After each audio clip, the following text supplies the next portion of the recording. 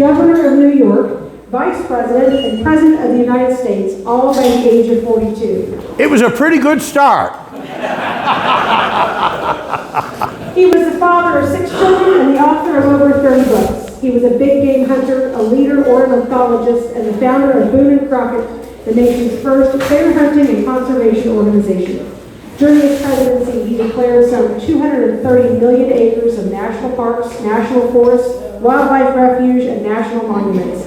He was indeed the greatest conservation president. Ladies and gentlemen, the 26th President of the United States, Theodore Roosevelt. Thank you so very much, Angela. Thank you so very, very much. Thank you, Angela Meyer. Well, when the evening is over, she either gets the credit or the blame for the program this evening. Now, I'm delighted to be in Pittsburgh, and what a delight it has been today. From the Chamber of Commerce out at a Crestwood Country Club. I actually went last night on my arrival. It was rather dark. I thought, now wouldn't that be fun if I was discovered floating in the pond in the morning, but the birds were out and I needed a stretch of the legs. It's only 16 hours from here to Medora, North Dakota, from whence I came. Right, it's a little, you've got to pick and choose how you get from here to there. I came down by way of Fargo, where in 1910 I told the people there that I would have never been president but for my experiences in North Dakota. During my presidency, I said of Medora that it was there that the romance of my life began. And also during my presidency at the White House, when one man queried, and I replied, I said, if by some strange magical charm you were to take away from me every memory of my lifetime and vouchsafe me but one, the one that I would choose to retain would be of my time as a cattle rancher along the Little Missouri River in Dakota Territory, where we knew the glory of work and the joy of living, and we felt the beat of hearty life in our veins. I share with you that we will open on July 4th the Theodore Roosevelt Presidential Library and Museum in Medora, 27 miles shy of the Montana state line. As you progress into Montana, you follow the Yellowstone River Valley back into Yellowstone itself, our first national park. So we're hoping that perhaps with our library open, it might be a nice time for you to go and visit the Eisenhowers and Abilene, say hello to Bob Dole along the way, I'm sure, and Alf Landon. Hopefully you're memorializing that old Republican that ran twice against Cousin Franklin. And maybe you'll head on to the Black Hills and Deadwood and Spearfish and Devil's Tower. You could stop along the way and see me at Mount Rushmore. Have you seen me at Mount Rushmore? Rather stone-faced there, aren't I? Well, keep coming north, about 4 hours north of the Black Hills, and there along the Little Missouri River, we're the gateway to Theodore Roosevelt National Park, 800,000 visitors a year, and home to the Medora musical, begun in 1965. Have any of you ever put your children into Mr. Bubble Bath? If you did so some decades ago, you helped to build a private fortune, the Schaefer family. Mr. Schaefer loved the Badlands and the legacy of Theodore Roosevelt, and when he sold his Gold Seal Corporation, the purchasing conglomerate said, well, we'll buy everything except for that little cowboy town you run out in that tourist town of Medora. The Medora musical has had over 4.2 million visitors since its inception. Lawrence Welk used to come and get some talent from the Medora stage and put it onto the national television. So I'm here in part, I shan't forget to invite you to follow me back. Oh, it's 16 hours, so it's 2 days. Stop in the Black Hills on the way, maybe. But ask for Teddy when you get to Medora, North Dakota, and I'll show you around the beautiful Badlands. When General Sully first took the expedition that reported back to the War Department about the North Dakota Badlands, then, of course, all Dakota Territory, north and south, he wired back to the nation's capital that the Badlands looked like hell with the fires out. I would later write that they looked the way Edgar Allan Poe sounded. I was a bit of a literary fella. There's at least one good person of Kansas tonight that has recognized me as an Easterner. All right, I'm from Manhattan, and it's not Kansas. Until recently, I could brag that I was the only American president born in New York City. But the other fellow, Mr. Myers, he's from Queens. I'm a Manhattan boy. I grew up at 28 East 20th Street, nearby Gramercy Park, in between Broadway to the west and Park Avenue just to the east. I grew up as a Roosevelt, and the Roosevelts had been in New York City since its time as a Dutch colony when it was known as New Holland and New Amsterdam. And as a little boy growing up in New York City, far from living the strenuous life for which I would later be famous, an outdoorsman and a sportsman, a hunter. In New York City as a little boy, I was very weak and sickly. I had asthma. Any of you who has asthma, or if you have asthma amongst your family or friends, you know what a terrible disease that is, especially to see a small child choking for breath and for life itself. Today, thankfully, the asthmatic child has the inhaler to restore breath, hopefully quickly. In my day, we had no such medicine. In my day, the treatment for asthma was worse than the disease. Can you imagine giving a small asthmatic boy a cigar to smoke? The idea was that coughing would stimulate my breathing. I was given bitter black coffee to drink, again as a stimulant.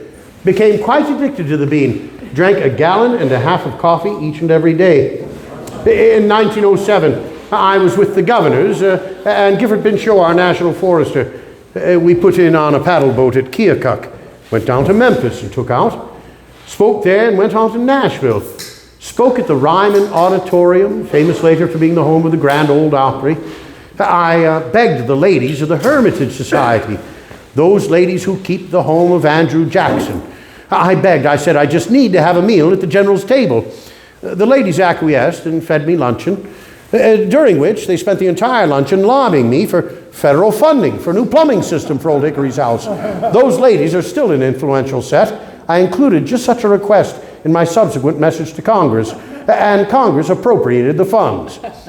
When I finished my coffee, I turned to my hostess, herself a descendant of General Jackson, and I said, Madam, that coffee was good to the last drop. The coffee was from the Maxwell House Hotel, downtown Nashville, Cheek Brothers proprietors, Cheekwood Park in Nashville, their namesake. I'm told that after my demise, spoiler alert if you haven't read forward, I died January 6, 1919. Angela Meyer, some wizard of an attorney, she dug me up just for this occasion.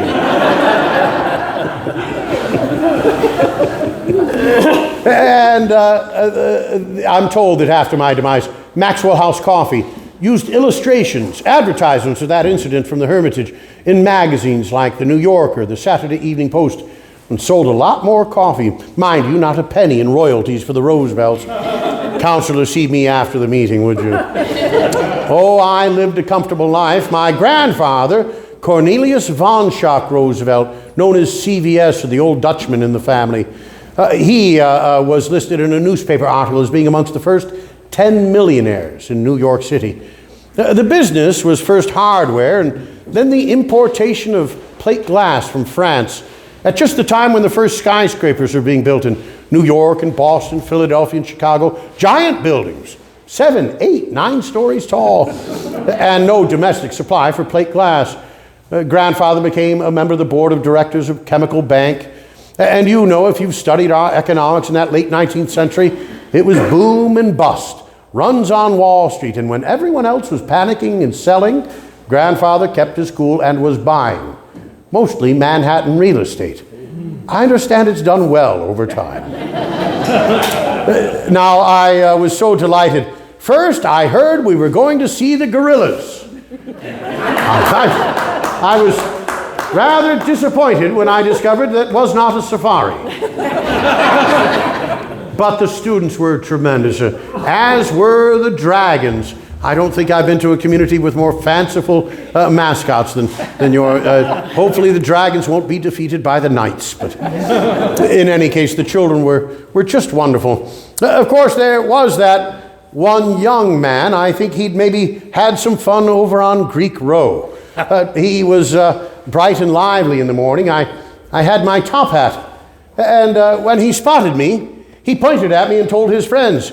He said, "Look, there's the Monopoly dude."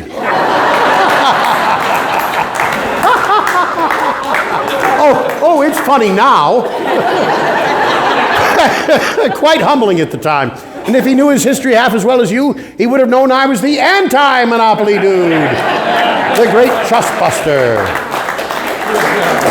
Well, now with the news, with the high-tech companies, a little refresher course on the Sherman antitrust law and the prosecutions of the Justice Department against those trusts, well, it's like everything that's old is new again, right?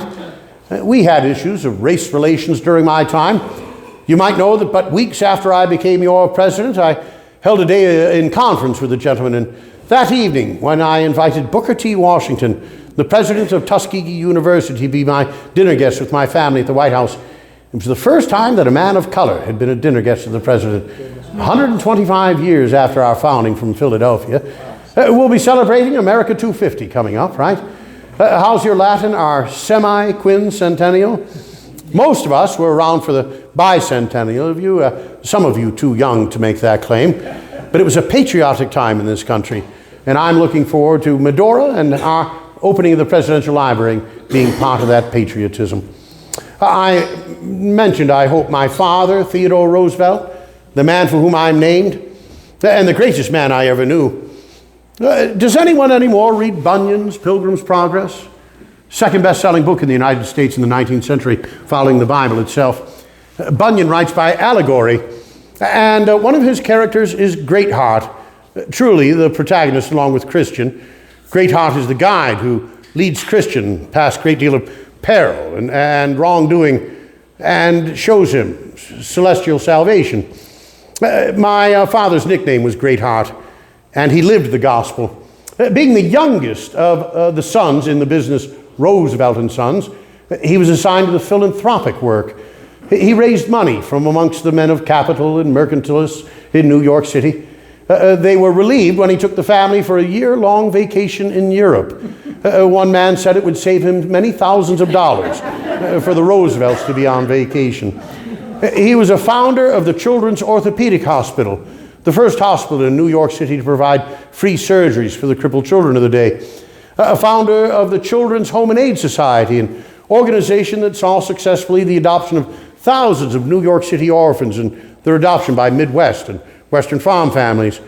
The charter for the Museum of Natural History was signed in the Roosevelt family living room when I was a little boy.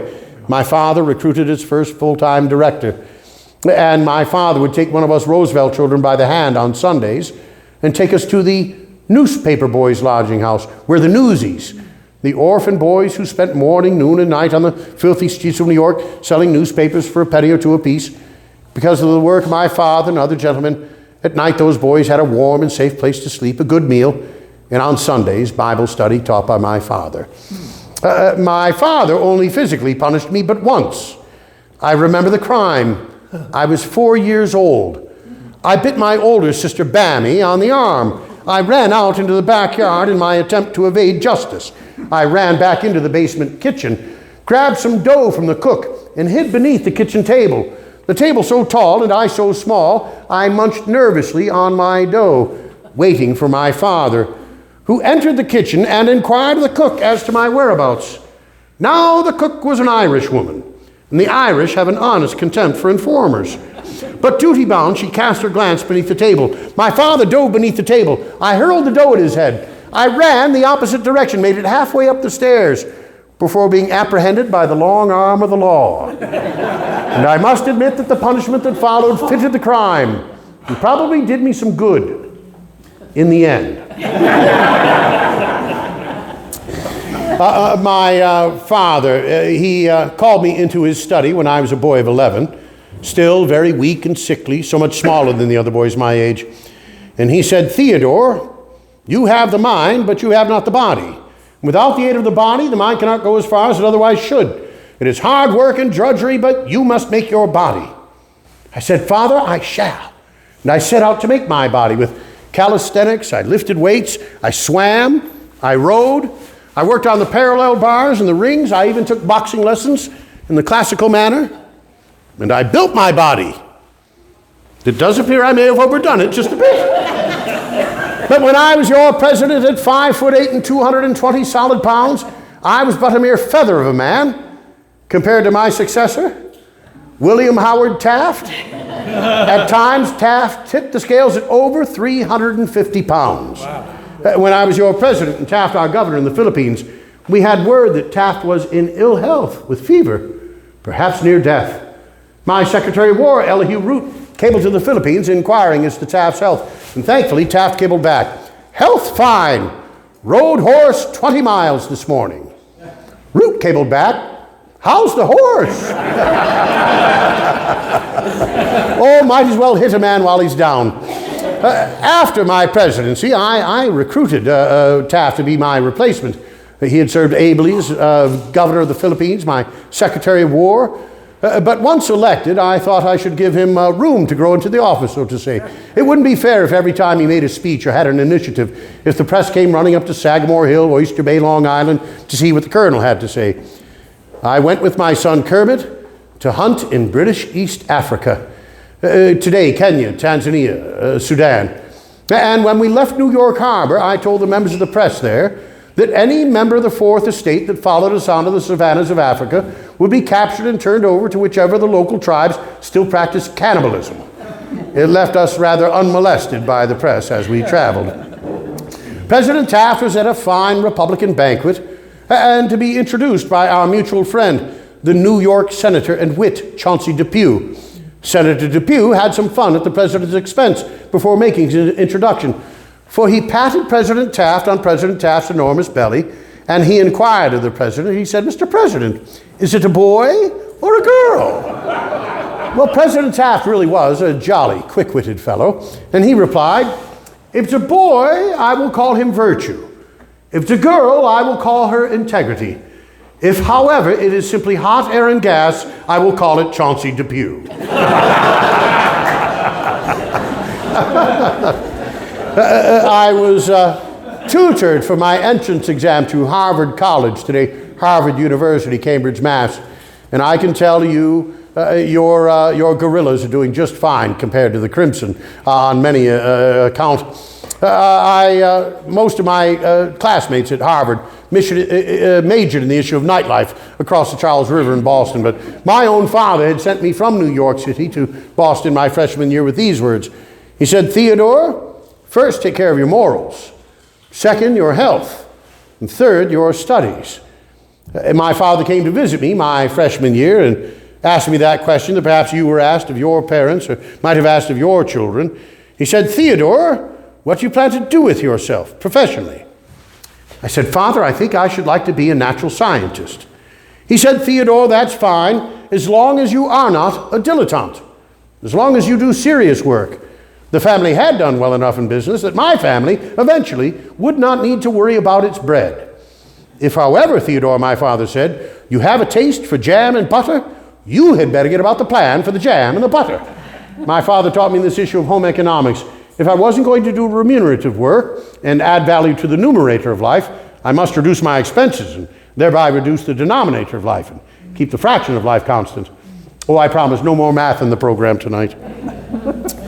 It's hard to put to words what a blow it was to me. I was a sophomore, 19, father, 46, when he died of stomach cancer. The entire city of New York was in mourning for his widow and 4 children. I was in a terribly foul mood, writing in my diary and to my siblings that I might go insane from sadness. I went to the north woods of Maine. I hunted and hiked and canoed. I visited the lumber camps, where my vocabulary was greatly expanded. I climbed Katahdin, the highest point in Maine, famous today as the northern terminus of the Great Appalachian Trail. And most mornings before I had my adventures, I took my own canoe to a place south of Island Falls, Maine, a place where the west branch of Lake Mattawamkeag River is joined by First Brook. And there in the early morning lights, by the sound of those waters joining gently, I began my day as my late father would have me do, with Bible devotion. In the years hence, the people of the state of Maine have seen fit to name that little point of land a state historic site called Bible Point, so named for the fact that I, as a young man, sought and found the wisdom, comfort, and solace of the good book there. I would later in life say that a thorough knowledge of the Bible was worth more than a college education. but I returned to Harvard to complete mine. I was a junior, and I fell in love with young Alice Hathaway Lee, the most beautiful girl in Boston. The cousin of a classmate of mine, they lived as neighbors some 6 miles distant from Cambridge on Chestnut Hill. In my junior year, well-worn was the dog cart path between Cambridge and Chestnut Hill. In the spring of my junior year, I proposed marriage to Alice, and she refused me. In the fall of my senior year, I proposed marriage to Alice again, and she refused me again. But its doggedness is as doggedness does. Persistence wins the prize. Oh, today you might call it stalking. In the spring of my senior year, Alice relented to my proposals, agreed to be my bride. Now, gentlemen, I do understand that occasionally a married man has trouble remembering the date of his wedding anniversary. I took care of this. Alice and I were married on my birthday. We honeymooned but briefly. I knew that a man's first responsibility was to pull his own weight, to provide for his family. But I'd soured on natural science, at least the way it was being taught at Harvard in those days, where under the influence of Darwin and microscopy, a natural scientist was a man indoors doing dissections beneath a microscope. Nothing like the great outdoor field work of John James Audubon and C. Hart Merriam and others that I admired and modeled. I enrolled in Columbia Law School and soon became doubly frustrated at law school, where I discovered that rather than teaching a lawyer to fight for righteousness and justice, at law school, a lawyer is taught to fight for a good outcome for his or her client, regardless of whether the outcome is truly righteous or just. That is the way the teaching and the practice of law needs to be. It's not the way I wanted to spend my life, the commercialism, the caveat emptor part of the law. So marching each day between home and Columbia Law School, twice each day, I passed the local Republican headquarters, not surprisingly above the local saloon. And much to the horror of my family, who did not consider politics to be the realm of a gentleman, I inquired about becoming involved, was embraced by the young men there. They ran me successfully for the New York General Assembly. I was elected its youngest member at the age of 23. And as I left for Albany, the state capital, to take the oath of office, the erroneous words of one of my cousins were still ringing in my ears. He said, "Theodore, don't you understand the Greek etymology of the word politics? Poly meaning many, and ticks being blood-sucking insects." Off to Albany I went. I was soon there known as the Cyclone Assemblyman, the man with the sun in his face. Happy indeed in great part, because life offers no greater reward than working hard at work worth doing. And happier still for the fact that Alice and I were expecting our first child. Happy was the day when the telegram came to the floor in Albany announcing that Alice and I were the parents of a healthy baby girl. Congratulations were all about. Even my political opponents were happy for me. And then a second and most ominous telegram came. That telegram sent me for the train, on the train down the Hudson Valley, racing to my family home in the middle of the night, the home in which Father had died 6 years prior. Brother Elliot answered the door with these words. He said, "There is a curse upon this house. Mother is dying, and Alice is too." On the morning of February 14th, St. Valentine's Day, 1884, my dear sweet widowed mother, Martha Mitty Bullock Roosevelt, the Rose of Roswell, Georgia, she died of typhoid fever, the dirty water disease. That afternoon, beneath the same roof and in my arms, my dear sweet bride Alice, she but 22 and a new mother. She died of Bright's disease, a kidney disease treatable by modern medicine. There's nothing in my diary that day but a large black X. And the words, "The light has gone out of my life." I thought forever. A friend wrote of the twin funeral 2 days later, "Theodore knows neither what he does nor says." But I was a man with a Christian faith, and my faith told me my loved ones were not gone, but rather gone before. And I took courage from the words of my late father, who said, "Dark care seldom sits behind the rider whose pace is swift enough. Get action."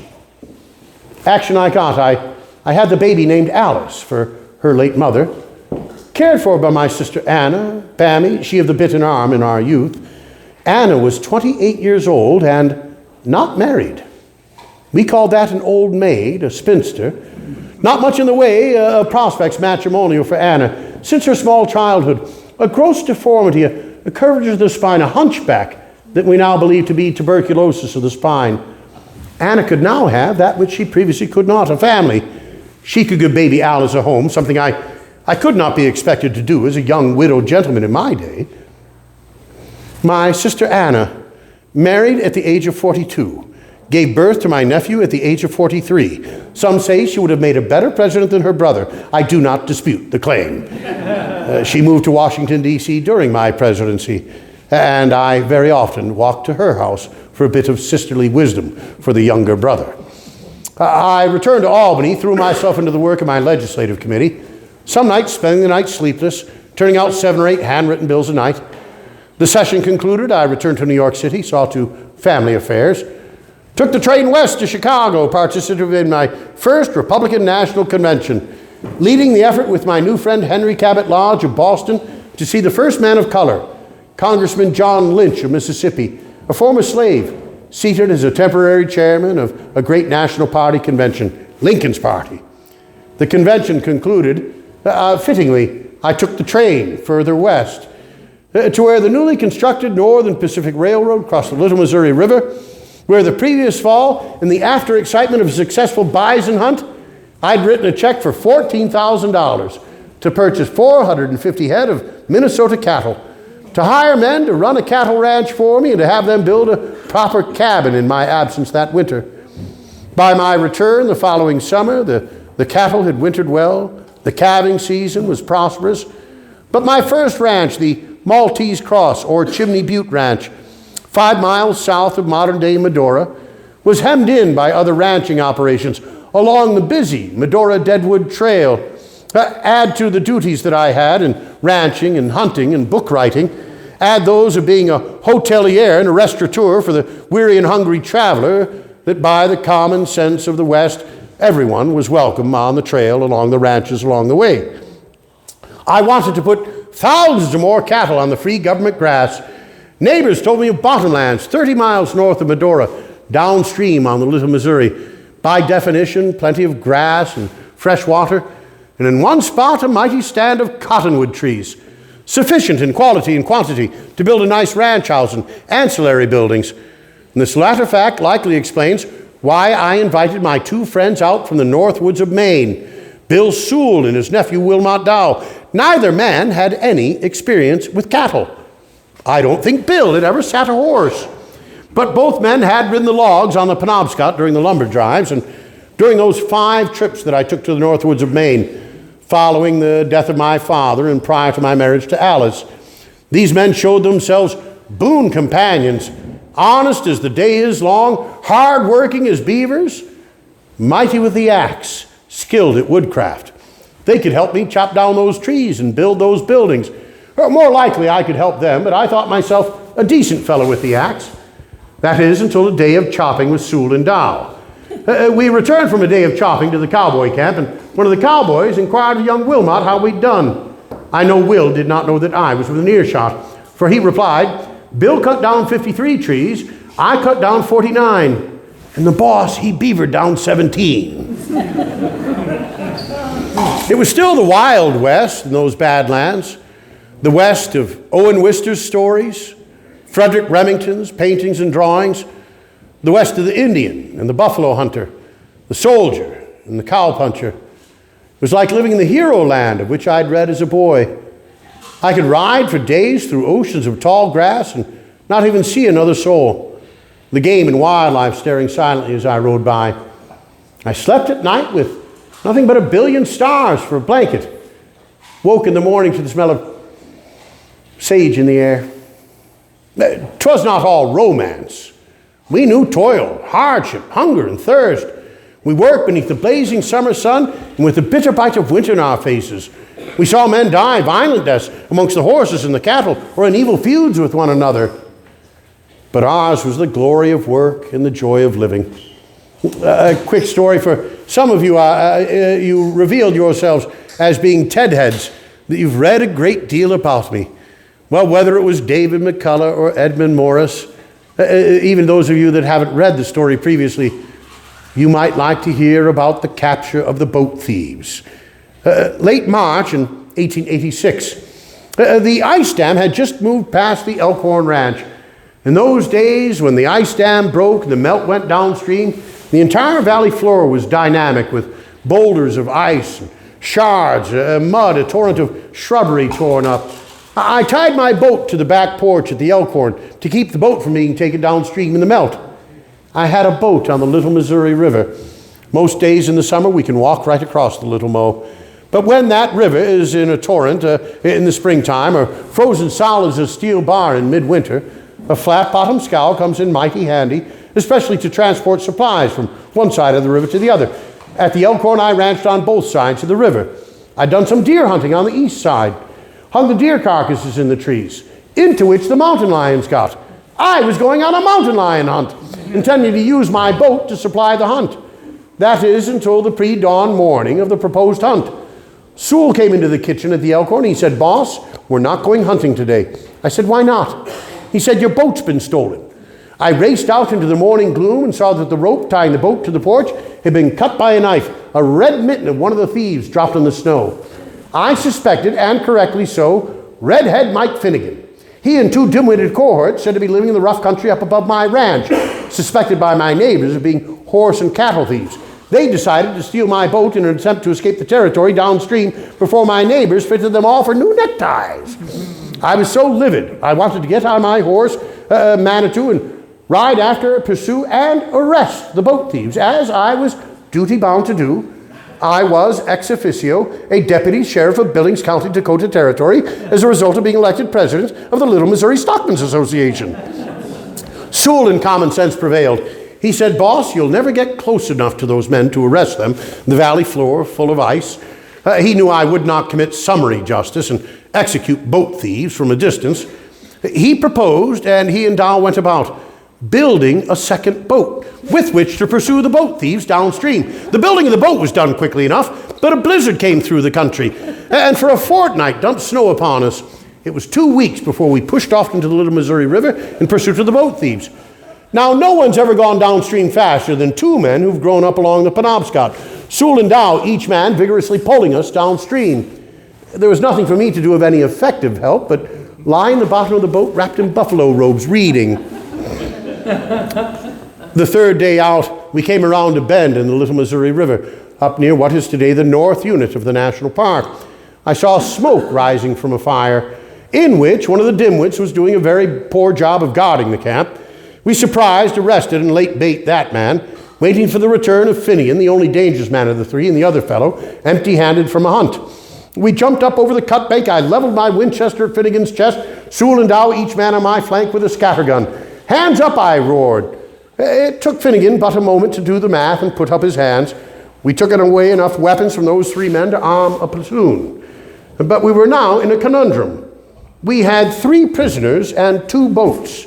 The entire reason we'd caught up to the thieves is that the temperature had dropped precipitously. The ice dam was making very little progress downstream. We took the boots off of the boat thieves.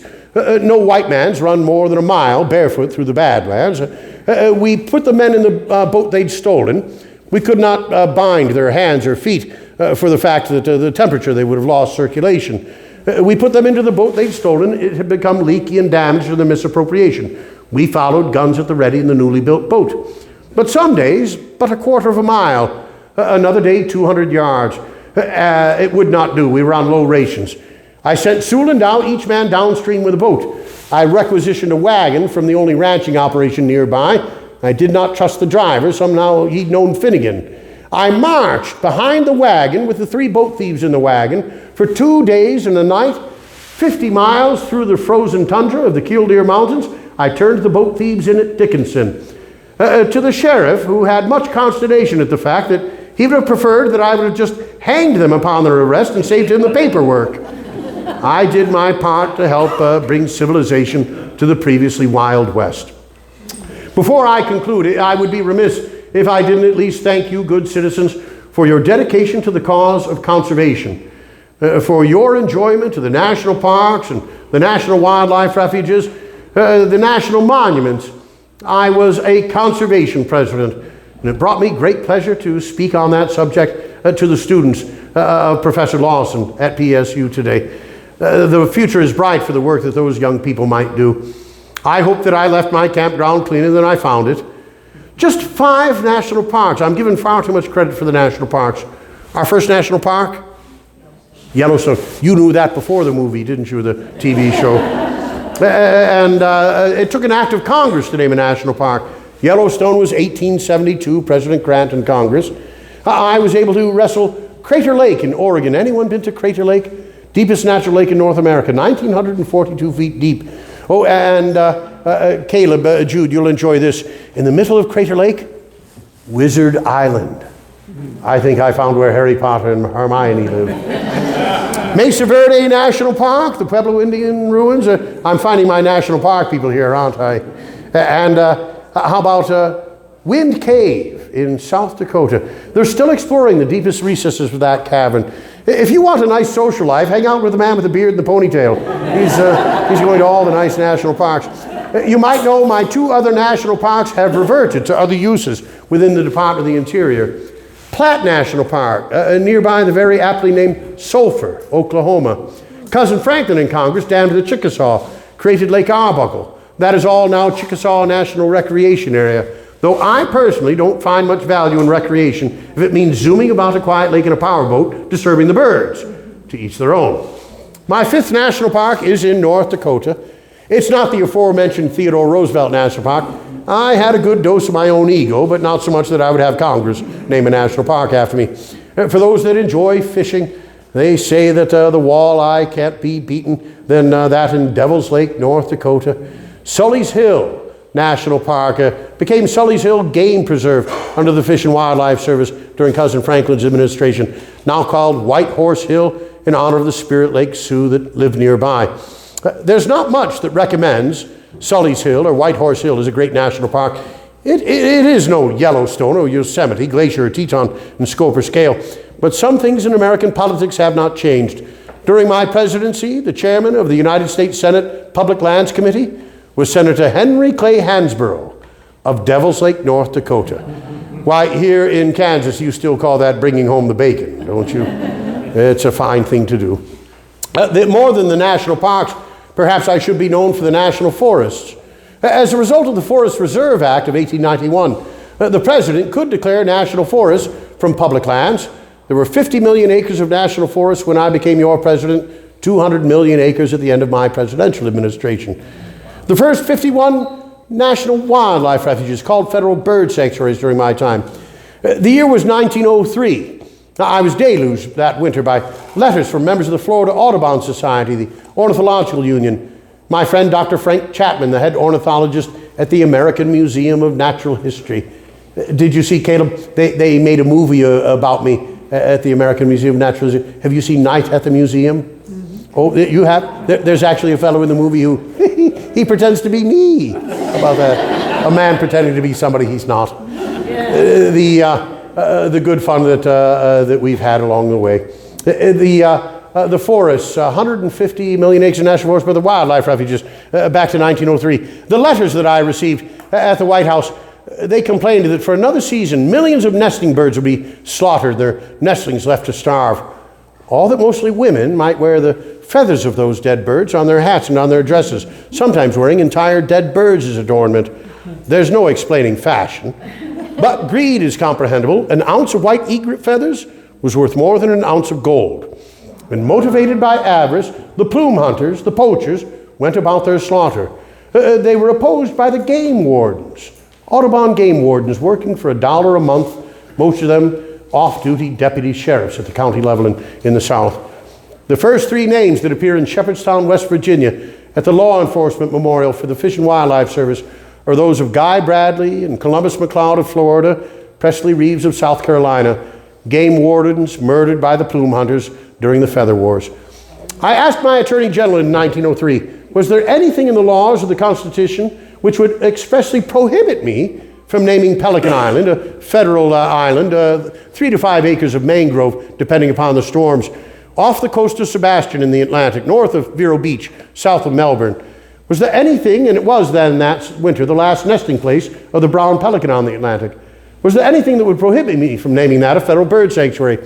The Attorney General hemmed and hawed and said there's no express prohibition. I said I thus declare it, the first of 51 bird sanctuaries now regarded as our national wildlife refuges.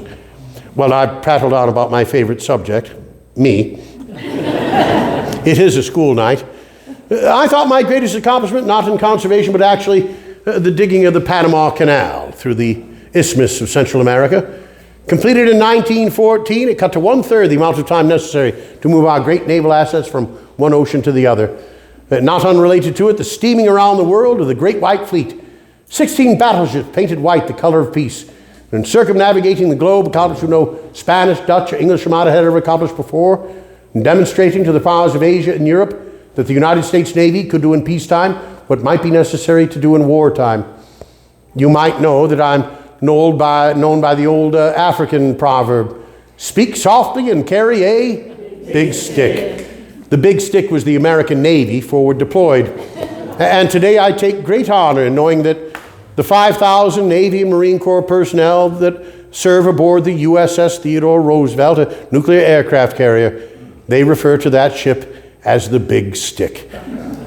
I've left a little bit of a legacy, but I don't think I'm remembered anymore for a legacy of success and achievement.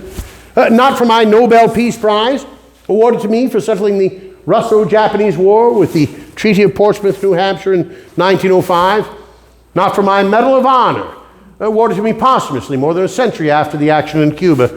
Every superior officer in the field recommended me for the citation, denied me for politics. I'd written letters of protest and seen them published. We were so inept in prosecuting the war. More men and nurses died of disease and pestilence stationed in Cuba after the battles than died in the battles themselves.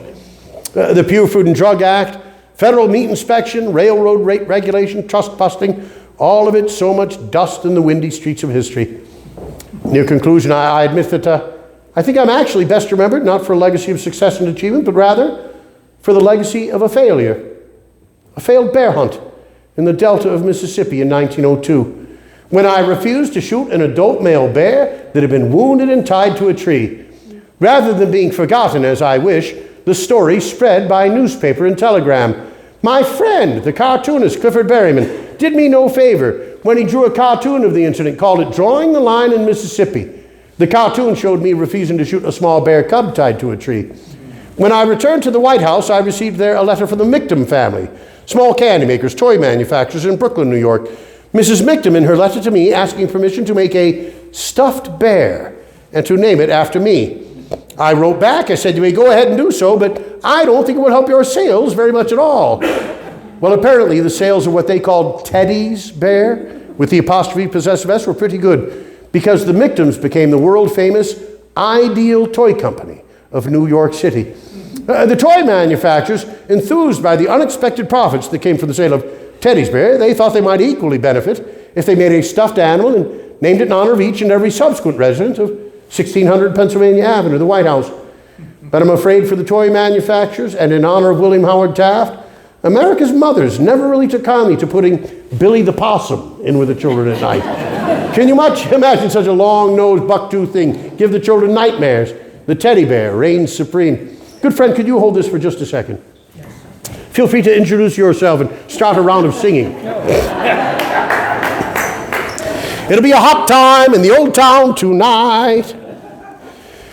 This little fellow, Lindy Lawson, can testify, thank you, sir, to the fact that this little bear has been with us all day. He's heard my stories. Like Lindy, he's ready to get off the Teddy train tonight. He's memorized some of the stories. He likes Pittsburgh a great deal. He's going to stay here. I'm going to auction this teddy bear. Make a donation to the wonderful Stilwell Heritage and Education Foundation this evening. You've already done so by your attendance here. But now somebody's got to have a little grandson or a granddaughter. Maybe someone here might even be giving us a child someday soon. As I look about the room, there's not much of a chance of that now, is there? Then again, a few, all right, okay. Got a few in the game. No pressure now, no pressure. But I think, why, even if you drove all the way up to North Dakota and got this little fellow retail, we'd probably start at $50. Talk to your local accountant. By the way, we discovered in our discussions today, while it's obvious that Angela Meyer might assist with the legal work of the foundation, apparently, while we've got a good treasurer, we don't have an accountant. So if there's an accountant in the room that would like to join the board, we'd like to hear from you. Check with your accountant. Your donation to the foundation may be tax deductible. How about $50 for the teddy bear? Anybody to start? $50, Mr. Stevenson. $50. You're a little late for the game for 50. How about 75? 75? 75. You're not a bit against you. 75 at the table. How about 100? 100? How about 125? 125 in the back. 150. 150. 175. For a good cause. 175. How about 200? That's a 200. How about 220? 300. How about, you're ready to go home, aren't you? We're back to 50s. How about 350? 350? 350. 350 I'm looking for. 350. You know, that reminds me of a long story. It was just 350 years ago. Took me a long time to get back here. 350, how about 4? 4? Wonderful, fantastic. 450. 450, 450. 5. There are 5. There were 5 fingers on that last hand that went up. That's a 5. 550. We've got 550. What a wonderful, generous audience here. 500, I'm looking 550. 500, I'm looking 550. 500, I'm looking 550. And how wonderful that it goes, oh, 550. My goodness. 6? Could be 6. Maybe 6. 6. $600. Did I mention I'd take a picture with you? What do you think? That's sweeten the deal for you in the back? 650? 650? He says he's out, but you know what? When someone gets out, it's a good time to get in. 600, 650. You old timers were waiting for the bidding to slow down a little bit, right? 600, 650. 600, 650. This time I'm going to bang the gavel and say sold. In great part, for a father-son came out to have a dinner and a program tonight, and it means the world to me. The Thompson for this. Hey, Jude! All right. Fantastic. Thanks so much. Bully indeed. Bully. And of course you know that you're never too old for a teddy bear. And now your name is Jude, right? Yes. Watch this. This old fellow and I together, we're going to sing a song for you. Ready? Hey Jude, don't bring this down. Take a sad song and make it better. You people in Pittsburgh are amazing. Look at that. I met this nice couple, the Knoll's. You might know that they've done some entertainments. And well, I look forward to sitting in the audience sometime and seeing you do what you do up here. I knew I could count on you to, he knew the song better than I. Have you heard that before, Jude? Yes. I think I saw the first eyeballs roll of the night. Yes, I've heard it. Keep your eyes on the stars and your feet planted firmly on the ground. Believe you can, and you're halfway there. For yourselves, for your families, for your community, and in the months and years ahead for our mutual republic. Do what you can with what you have where you are. Godspeed. Such a pleasure to be with you this evening. Thank you very much. And thank you, sir. Bully! Bully! Bully! Angela Meyer! Oh, thank you kindly. Thank you kindly. Oh, thanks kindly. I'm so glad you enjoyed it. Thanks for holding my microphone. I was sweating bullets. Thank you kindly. Now. You can't fool me. I can tell when I've kept an audience on their seats too long. Everyone needed a good stand and a stretch. Bully for the Stilwell Heritage and Education Foundation, Angela Meyer, thank you so very much. Thank you all for coming. I'm sure he'll be around for some pictures. Got the bunting and everything here. He's even got his podium and his top hat. If you want to bid on silent auction items, if you want a teddy bear tonight, see me